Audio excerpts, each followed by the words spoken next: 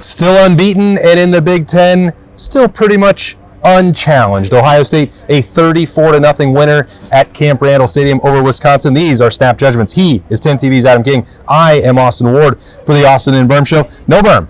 And no real nitpicking to be done in this game, at least not by me. You? I'm only doing this because I know Berm is going to watch. Do I need to be the next? Do I need to? This was the worst performance I've ever seen. No.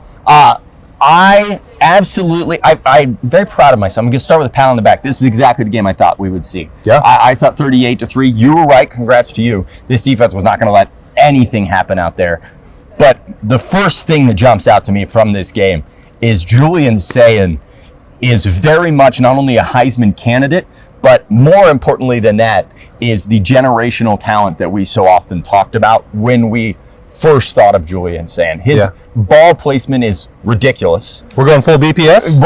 Ball placement special. Wow, full BPS. I talked to him after the game and I said, do you use stats? Do you use touchdowns? Like, what is your, thought process? And he's like, with a good game. And he said, I just feels good out there. I just feel comfortable. He's got that connection with Carnell Tate. But if you were worried about the pass game or the explosive plays, put a bow on that. When they need to score, we've said it all along, they can score. Well, that's their identity when they're at their best. There is no secondary in the country that can match up with Jeremiah Smith and Carnell Tate. Brandon Ennis got himself in that north corner of the end zone over there to my left. A meaningful, maybe confidence-building touchdown late in the game. Scramble drill. Julian Sayin finds him in the back of the end zone. Carnell Tate's going to get all the headlines from this game. Jeremiah was still wildly productive again, and he's setting up the rest of his teammates for some success. Ennis getting involved as well. You saw Quincy Porter getting involved. Like, this collection of targets for someone with Julian Sayin's skill set is borderline unfair. And Ryan Day said in his post-game press conference as they wrapped up here on Saturday night, it's like, yeah, we wanted to find out where they were with the passing attack. Well, the progress is pretty good. And in some respects, you can look at this and say, yeah, you're going to still talk about the run game in the off week next week and getting ready for Penn State beyond that. When Ohio State just cuts it loose and trusts the passing attack to go set the tone, set the tempo, dictate to a defense, they're borderline unstoppable. And you look, well, then why didn't they win by 34? They didn't need to. There are still other things that they wanted to work on. But as you said, Adam, and I completely agree, when they wanted to score, 4 and 17 were out there. Yeah, and the thing, and I read Twitter. I'm an avid X user, and maybe I should stop because it's not good for the acid reflux. I just don't understand how you could look at today's game and not realize that this is the best team in the country, and it might not be close. This defense, unbelievable.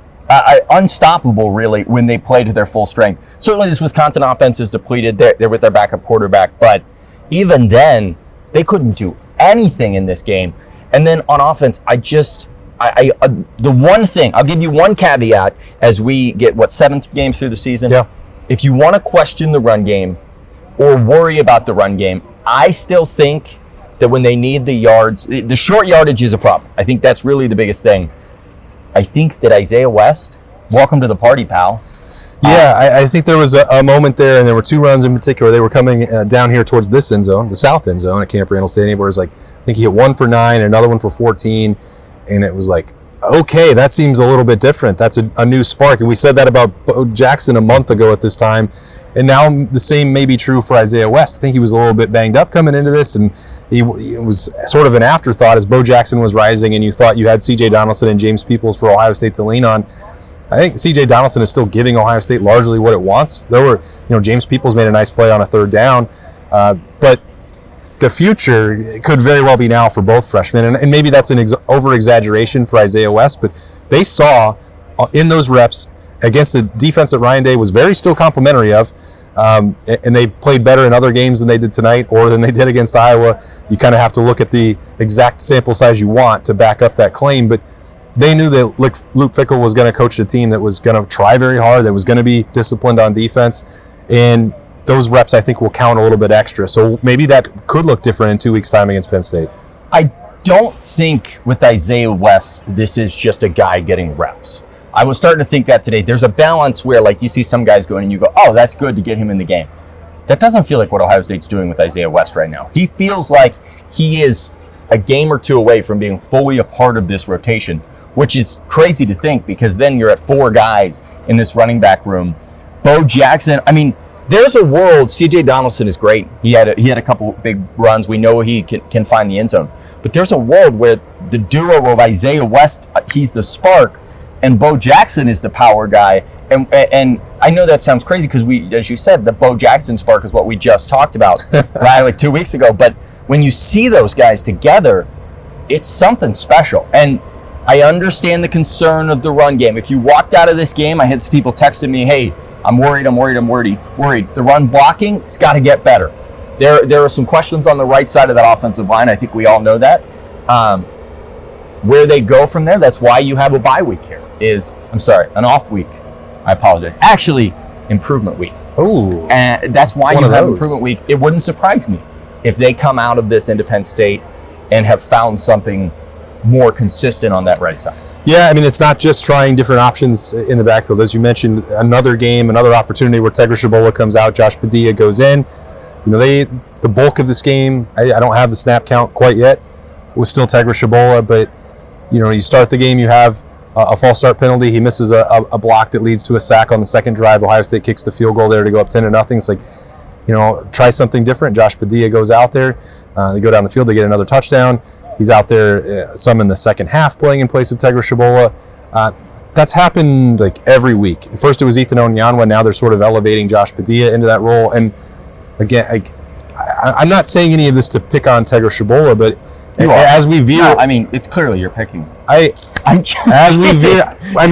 nitpicking him as you sure. do with the 7-0 and he is a veteran and a huge, strong dude. So I can't. Yeah, you don't want to. I would not mess with him. I can't pick on him, and I won't. I just think the door has been open now for 7 games for Ohio State, and every time it leads right back to 77 going out there. But we're all at that point where I didn't want to go down this road on snap judgers because I don't feel any personally negativity about Ohio State. Third road game in 4 weeks, a Big Ten opponent with their backs against the wall. Luke Fickell trying to fight for his career and beating them 34-0. Like I don't have any complaints on the Ohio State perspective there. But we're going to have 2 weeks, and this is not the first, second, or third time that this rotation has happened. And maybe it is just a rotation and not tinkering and experimenting with the personnel. It feels like it's more than that, and it looks like, and certainly some of the grades will bear out, that there is more success at times with the backups in at right guard. So whether that was Ethan Onyanwa at the start of the year or Josh Padilla now, we'll see if that leads to any change moving forward, or if Isaiah West is going to produce some of these changes as well by going in the game. All that to say, I didn't want to nitpick, and then we spent all this time talking about the run game and not singing the praises of Cardell Tate. No, listen, I just gave a little sidebar. We have to be. No one wants to hear us just pat them on the back. But Cardell Tate, goodness gracious! I mean, he's amazing. I wish that Carnell wasn't as humble sometimes. He's an incredibly humble guy. A lot of these guys are. But I wish that Carnell would just look into a camera and be like, yeah, I'm that guy. I mean, I was having a conversation about his wingspan. Every catch, there are a lot of people that make good catches, but every catch for Carnell, he's like over here, and he's reaching all the way out, like he's fully expanded.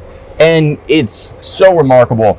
But I don't think you can credit Carnell without credit Julian Sayin, because you also can't do it without crediting Jeremiah Smith, who's still getting double and triple team like all game long. And had double-digit catches today? Yeah, he's very good.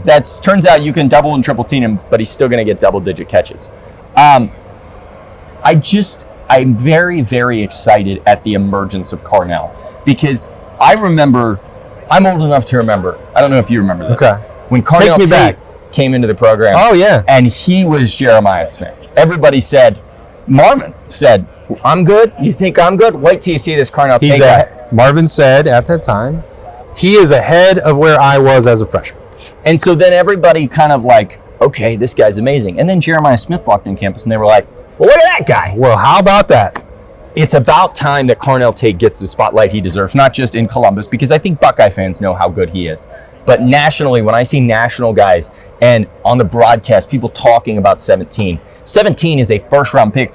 Look what Emeka Egbuka is doing in the NFL. It is no exaggeration to say Carnell could go to the NFL and do a very similar thing in the start. And that's ridiculous because Emeka is top 5 wide receiver in the league. Yeah, and some of that, Carnell had to wait a little bit for some of the spotlight to come his way because of Mecca and Jeremiah were on the team now, and it's the partnership of these two that is so fun to watch. I talked to Jeremiah a couple weeks ago coming out of the game on the notebook, and he was like, it's so great to see Carnell have these moments. He's doing it with such regularity. Early in the year, it was like there were one or two catches against Texas that is sensational stuff. The hand-eye coordination, the route running, everything is so sharp and so well put together. You weren't getting a ton of targets. You weren't getting necessarily the touchdowns. And now that's continuing to come along. Ohio State is building what it can do with Julian Sayin. And while Jeremiah Smith, you can still see him have stretches of the game where he is so frustrated by having to deal with all the extra defensive attention. But he's taking all that on, and Ryan Day called this a very selfless win. And he said they're not going to do anything to get statistics for just one person. He's still getting good numbers. Are they Devonta Smith Heisman winning numbers? No, but I don't know that they need to be for him to do that. But now you mentioned right off the top here that Julian Sayin has put himself and stamped himself in the Heisman Trophy race. It tends to go to a quarterback. Jeremiah Smith is the best player in America, and the beneficiary of that against Wisconsin statistically was Carnell Tate. And then on Monday and Tuesday, when you get the Heisman straw polls, Julian Sayin will now be the new elevated player in that conversation. That's what's so silly about the Heisman, because you're right. Like Jeremiah allowed Carnell and Julian to link up, which then pats Julian's stats, which then people use against Jeremiah, and it's all ridiculous. And that's why I'm going to be releasing my own Heisman poll every week. Like that's right. I thought you had a new award. You said that on Talking Tuesday a couple weeks ago. The AK Top 20 is much more work than I thought it would be. So I can't take on another project right now. I'm very busy. Okay. Yeah. That's why it's a silly thing. That's why it's hard for a wide receiver to win. It's hard for anyone to win. You're the one player in college football gets it. But think about Mac Jones when Devontae Smith was in college. Nobody thought Mac Jones is a Heisman winning quarterback. Sure didn't. So when you have that, then you could say, well, this wide receiver is really good. Yeah. But when you have a really good quarterback and a really good wide receiver, it's hard to differentiate. And that's why, as I said a couple Talking Tuesdays ago, I don't think a Buckeye is going to win this award for a long time. They have too much talent, and that's a good problem to have. Yeah, and I think, when I mentioned getting what you emphasize, and Ohio State was looking for more rushing consistency, I'm not sure that fully happened. We talked about that. But they wanted to address some of the red zone issues. And we saw a new wrinkle, right exactly here. The tight end? Will Kazmarek slips in there. You have a play action opportunity. Everyone is expecting. You've seen it on film time after time after time. Well, you're going to put Nate Roberts out there. You're going to put C.J. Dallas in the game. They're going to run it right at the middle. Boop, play action, flip it over the top. I believe I said to you in the press box. No, come on. I said you put Nate Robertson in there and you run it every single time. At some point you have to pass. But again, I keep asking, and I will ask, why are you doing it when you're dominating Wisconsin? Don't put that wrinkle on tape. Well, I mean, they needed to put this game away, Adam. I mean, yes, you could have. They put this game. I'm sorry. They put this game. Did you say Carnell Tate's first catch? The game was away. A lot of Wisconsin fans. Time to hit the old dusty trail. Yeah, it's an impressive performance. And again, so now we've done this where we haven't even now talked about the Silver Bullets and another shutout. It's impossible to talk about them because all they do is just dominate. Like, there's nothing to say. Like, Arvell Reese is a monster. The man is 9 feet tall. My favorite part of the whole day was the Wisconsin basketball team is probably standing like here, and Arvell's right where you are. And they're just like he can for sure hear them, and they're like, so what position do you think that guy plays? He's a pretty big guy.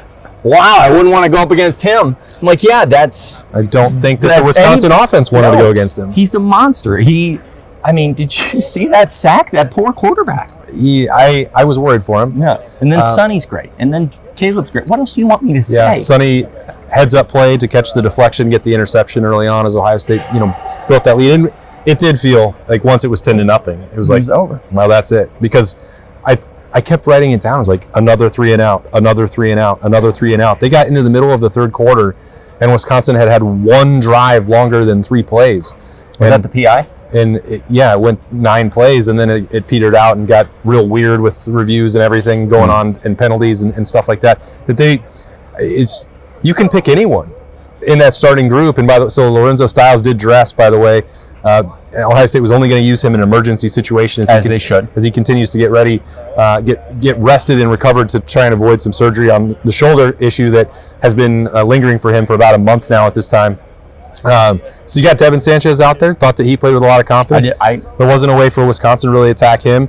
You have Jermaine Matthews continuing to fly around. Caleb Downs still very good at football. Jalen McClain. So that secondary, there was no opportunity for Wisconsin to beat Ohio State through the air, and they couldn't run on him because Tywan Malone is taking his game to another level. Caden McDonald is awesome. Caden Curry, Kenyatta Jackson, everybody that got on the game in the game for Ohio State was so good. That's the only way that you can shut somebody out. And Aaron Scott put the final touch on that. You could tell that the sideline was really into it, Adam. They want to make sure that this is a shutout. You get to the finish line. And they did. Ryan was yelling across. I was standing on that side of the end zone, and it was loud. I mean, the stadium's loud, and I could hear Ryan Day clear as day screaming at these guys on 3rd and 4th down. They wanted that shutout. They got it. The one thing that I am excited about with this defense, there's a lot of things, but the one thing from this game and from the last game is you want Lorenzo Styles back. Yeah. And he will be. But this has given another wrinkle here, where they are now comfortable moving Jermaine into the nickel. He's comfortable playing in the nickel, and it's become kind of secondhand for these guys. So down the road, that's a whole other thing that Matt Patricia can throw at this defense that is just, they just create chaos. All I can think when I see this defense is they create chaos. Every play, if I was a quarterback, I would just cry. Agents of chaos. Agents of chaos. 8, Blocko, and 2. Are the leaders of the Agents of Chaos, and throw 7 in there. Some people just like to watch the world burn. And they do. And Cade McDonald, oh my goodness, one play, Cade McDonald got off the line so fast on a run play. He's crazy. That's insane. He's so good. It was weird, Adam, because I want to wrap it up here on Snap Judgments, just talking about the weekend, and it's cool. We talked about it in the pregame keys hours ago, Camp Randall. Yeah. Mid-October, it's Big Ten football, and the student section was half full. And on the other sideline is someone that I've known for a really long time. And after the first drive of the game, they were already chanting to fire Fickle, that was Luke brutal. Fickle. And it was kind of uncomfortable because Ohio State was never going to lose this game. They were going to be able to dictate whatever score they wanted. And I don't think this is a case of where they could have run up the score and chose not to. They were trying to work still on the run game stuff, and all that kind of led to this scenario where there was room where you could say they could play better. But all of this is to say that there's probably going to have to be a change because jump around was half full. The second jump around ended, I've never seen anything like it. I mean, there was a line of, you see people head for the exit, there was a line of people heading, they had to wait to leave the game. I don't know that I've ever seen that other than at the end of a game. It was sad. It was the highlight was a bunch of dudes doing the rally towels with their shirts. I don't know what started that or why. I want to find the guy that started it. It's my new favorite tradition in college football. He ran to that, and the amount. Mick's giving me a look here. It's my new favorite tradition because it's fun. Okay. You just want to have a little fun? Yeah. I'm glad they could find some because their team was losing 34-0. And they were electric and they brought the energy. But when you see guys with bags on their head at Wisconsin, that broke my heart. That's not what this game is supposed to be. I didn't want to be mean and punch down, but this is a proud program. It is. It is a flagship program in the Big Ten, and this was I felt like Ohio State came here and beat the team that used to be Wisconsin. That, and that sucks. I hope that they can get it figured out, and I hope because look, Luke Fickle is going to have to be replaced here, and I think he's still a very good coach. Ryan Day certainly respects him. A lot of people around the Big Ten do.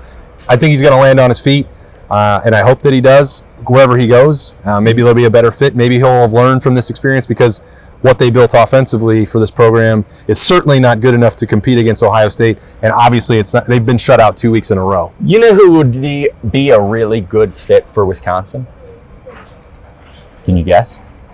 That would be Adam King. James Franklin. Don't do that. Think about it. James Franklin comes to Wisconsin. What he took to Penn State, what he did at Penn State, if he does it at Wisconsin, he's a hero. That's a pretty big if. That's gonna wrap. That's gonna be hell getting home. Best be hitting the old. Why did you do that to me? I was in such a good mood. I don't want it to be. I think it might happen. Eli Drinkowitz at Penn State, James Franklin at Wisconsin. That's the new Big Ten. Brian Kelly's going to Penn State. He's going to need an. That's true. They want him out of LSU. So it's a. Wait a minute. LSU was supposed to be the team better than Ohio State. Miami. Well, they both were. LSU had the most impressive win in the country after week 1. I'm trying to think. Hold on. Beating Clemson. I can figure it out. Wait, here. Texas Tech? No, sorry. No. There's somebody out there. Louisville? No. Oh, Mick said L. I'm a big Louisville guy. I think he was saying that Texas Tech lost. They did lose? All right. So there you go. I mean, it seems like if you're a Buckeye fan and you're frustrated with anything, you should probably take a look at the fact that they're the defending national champions. They're 7-0 going to the bye week. They just beat a team 34-0 on the road in the Big Ten. They're riding high. That's a lot of good things. I tell people all the time, this is what Buckeye fans dreamed of 5 years ago. You are the Alabama. You are the Clemson that you talked about. Enjoy the moment. Don't criticize the moment. Don't find something to nitpick when you can be celebrating. Ryan Day will still do that, though, I promise you, and they head into the off week, and it will be, he mentioned them right away, special teams in the run game, and we're going to talk about that way more when we get back to Columbus, because we'll be back at Roosters. By the way, new show, new location, opening up back up for the live show in Olentangy next week. Getting excited for that. We'll have a Bourne Blitz. They do. It's the best. It's a fun casual joint. Have Zach Bourne on the beat to kick off on Monday, heading into this off week, and so much more content, including more of this guy on a Talking Tuesday. Quit telling them that. They're going to stop listening. They love Talking Tuesday. Everybody, all the fans again, were saying, we need more Adam King. People were yelling at me.